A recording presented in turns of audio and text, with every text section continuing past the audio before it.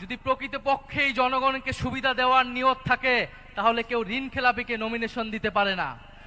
আমরা চাই কার্ড দেওয়া হোক, জনগণ সুবিধা পাক, কিন্তু এই কার্ড জনগণ পর্যন্ত পৌঁছাবে তো? 2000 টাকার কার্ড নিতে 1000 টাকা ঘুষ দেওয়া লাগবে না তো? তাহলে ঘুষ, চাঁদাবাজি সেটা যদি আমরা নির্মূল না করতে পারি, এই সকল সুযোগ সুবিধা কি জনগণের কাছ পর্যন্ত পৌঁছাবে?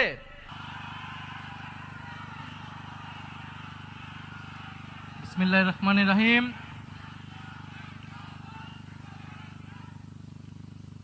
বাংলাদেশ জামাত ইসলামী জাতীয় নাগরিক পার্টি সহ 10 দলীয় নির্বাচনী ঐক্যের জাতীয় নেতৃবৃন্দ যারা উপস্থিত রয়েছেন,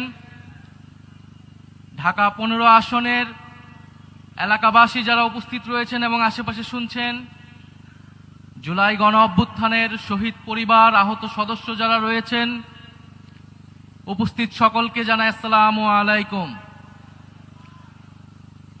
আজকের এই জনসমাবেশের ঢাকা 15 আসনে আজকের এই আয়োজনের আমাদের প্রধান অতিথি, প্রধান আকর্ষণ, যাকে ঘিরে আজকের এই জনসমাবেশ, ডক্টর শফিকুর রহমান। উনি বাংলাদেশ জামাত ইসলামের সংগ্রামী আমির, তবে এতটুকু পরিচয় ওনার জন্য বর্তমান বাংলাদেশে যথেষ্ট নয়। 10 দলীয় নির্বাচনে ঐক্যের প্রধান কাণ্ডারি, ফ্যাসিবাদ বিরোধী লড়াইয়ের অন্যতম বীর সেনাপতি, যিনি এই বাংলার মাটিতে দাঁড়িয়ে নির্যাতিত হয়েছেন, ফ্যাসিবাদের বিরুদ্ধে লড়াই করে গিয়েছেন, কারাবরণ করেছেন, মজলুম জননেতা হিসেবে আত্মপ্রকাশ করেছেন।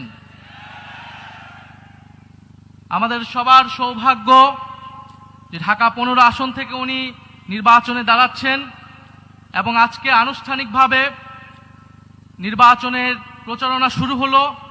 সারা বাংলাদেশে 10 দলীয় নির্বাচনী ঐক্য জোটের যারা প্রার্থী রয়েছে তাদের পক্ষে যেই জনজোয়ার নেমে এসেছে, 12ই ফেব্রুয়ারি সেটার ফল বাংলাদেশের জনগণ দেখতে পারবে ইনশাআল্লাহ। কথা খুব বেশি বলতে চাই না। প্রথম কথা, 12ই ফেব্রুয়ারি নির্বাচন সুষ্ঠু হতে হবে। নির্বাচন সুষ্ঠু হওয়া ছাড়া এর কোনো বিকল্প নাই। অন্য কোনো প্ল্যান কাজে দিবে না। নির্বাচন সুষ্ঠু হওয়ার জন্য নির্বাচন কমিশনকে নিরপেক্ষ আচরণ করতে হবে। উভয় দলের জন্য, উভয় জোটের জন্য একই রকম আচরণ বিধি থাকতে হবে। কোনো ধরনের বৈষম্য মেনে নেওয়া হবে না। ফলে নির্বাচন কমিশনকে স্মরণ করিয়ে দিচ্ছি, আমরা এখনো মুখে বলে যাচ্ছি, আমরা এখনো মাঠে নামি নাই। কারণ আমরা মাঠে নামবো নির্বাচনের জন্য, আমাদেরকে আন্দোলনের দিকে নামতে বাধ্য করবেন না। দ্বিতীয়ত স্মরণ করছি আমাদের ভাই শরীফ ওসমান হাদিকে।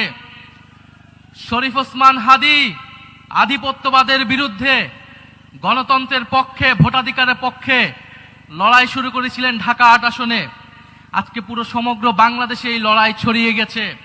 ইনসাফের লড়াই, আজাদির লড়াই, সার্বভৌমত্বের লড়াই। আমরা মনে করি আমাদের জাতীয় লড়াই শেষ হয়ে যায় নাই। বাংলাদেশের বিরুদ্ধে চক্রান্ত চলমান। আধিপত্যবাদী শক্তি, ফ্যাসিস্ট শক্তি এখনো দিল্লিতে বসে কথা বলতে পারছে, নানান ষড়যন্ত্র করতে পারছে। ফলে আমাদের এই জাতীয় লড়াই আধিপত্যবাদের বিরুদ্ধে, ফ্যাসিবাদের বিরুদ্ধে এবং দেশের ভিতরে আমাদের দুর্নীতি এবং চাঁদাবাজ এবং বৈষম্যের বিরুদ্ধে লড়াই, এই উভয় লড়াই আমাদেরকে একসাথে চালিয়ে যেতে হবে। প্রিয় সংগ্রামী বন্ধুগণ, আমরা গণ অভ্যুত্থানের পরে যে আশা আকাঙ্ক্ষা নিয়ে রাজনীতি শুরু করেছিলাম, নতুন বাংলাদেশ গড়ে তোলার কাজ শুরু করেছিলাম, আমরা অনেকাংশে সেটা ব্যর্থ হয়েছি। আমাদের অনেক অসমাপ্ত কাজ রয়ে গিয়েছে।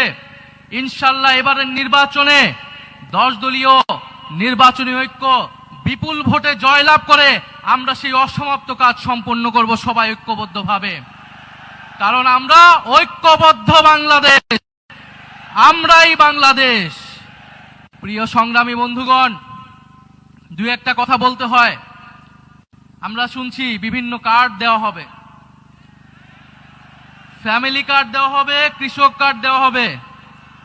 আমরা চাই কার্ড দেওয়া হোক, জনগণ সুবিধা পাক, কিন্তু এই কার্ড জনগণ পর্যন্ত পৌঁছাবে তো?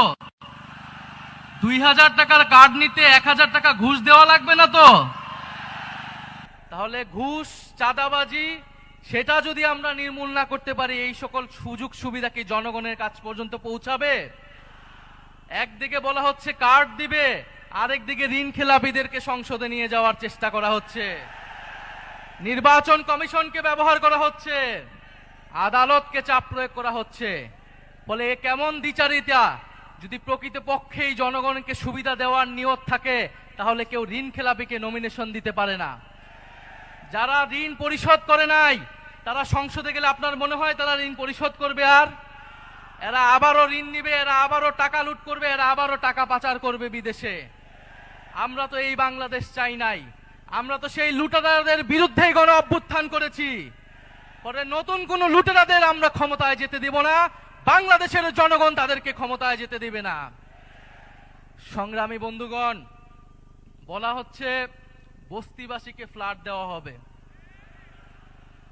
বস্তিবাসী ফ্ল্যাট চায় নাই আমাদের কাছে, আপনাদের কাছে। বস্তিবাসী চায় নিরাপদ জীবনের নিশ্চয়তা, বস্তিবাসী চায় মর্যাদাপূর্ণ কর্মসংস্থান। বস্তিবাসীকে ঢাকা শহরে আজ পর্যন্ত যারা ফ্ল্যাট দেওয়ার অঙ্গীকার করেছে, তারা বস্তি উচ্ছেদের পরিকল্পনা করেছে। তারা বস্তিতে আগুন লাগিয়েছে, বলা হয়েছে আপনাদেরকে ফ্ল্যাট দিব, আপনারা বস্তি থেকে উচ্ছেদ হন। আমরা আল্লাহ না করুক হয়তো এই ধরনের কোনো প্ল্যান নাই। জান্নাতের মালিক আল্লাহ, অবশ্যই মহান সৃষ্টিকর্তা, আর ভোটের মালিক জনগণ, ভোটের মালিক নাগরিক।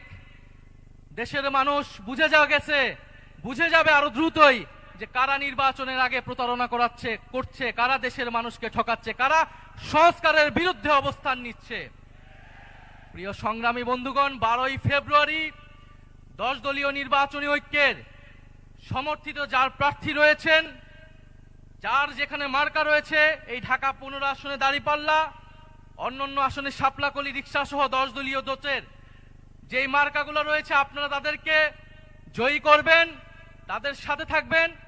আমরা ঐক্যবদ্ধভাবে বৈষম্যের বিরুদ্ধে, দুর্নীতির বিরুদ্ধে আর ইনসাফের পক্ষে আমরা নতুন বাংলাদেশ গড়ে তুলব। শেষে যাওয়ার আগে আরেকটি কথা, এবারে নির্বাচন শুধু সরকার বদলের নির্বাচন নয়, দেশ বদলের নির্বাচন। এবারে নির্বাচন ক্ষমতা পরিবর্তনের নির্বাচন নয়, ক্ষমতার কাঠামো পরিবর্তনের নির্বাচন।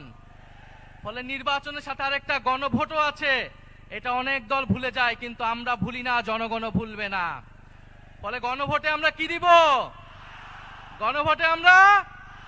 গণভোটে পরিবারতন্ত্রকে, দুর্নীতিবাজকে, বৈষম্যকে, আধিপত্যকে, গণভোটে ইনসাফে, গণভোটে 10 দলীয় ঐক্য জোটে ইনশাআল্লাহ আমরা এবারের গণভোটে হ্যাঁ জিতবে। 10 দলীয় নির্বাচনী ঐক্য জয়লাভ করে সরকার গঠন করবে এবং বাংলাদেশকে সামনের দিকে নেতৃত্ব দিবে। ইনকিলাব জিন্দাবাদ। আসসালামু আলাইকুম।